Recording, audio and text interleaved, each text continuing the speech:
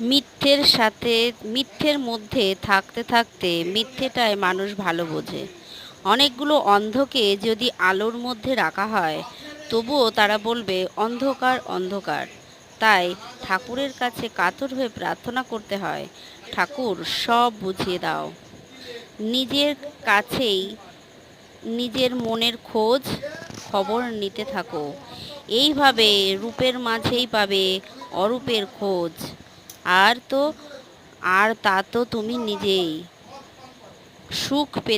একটু সুখ পেতে গিয়ে সারা জীবন অসুখের পেছনে ছুটে গিয়ে কি লাভ? ঈশ্বরই বস্তু, আর সব অবস্তু। এটাই সার জানবে। ঈশ্বর ছাড়া অন্যের কাছ থেকে সাহায্য আশা করা বোধ করতে হবে কিছুই আমার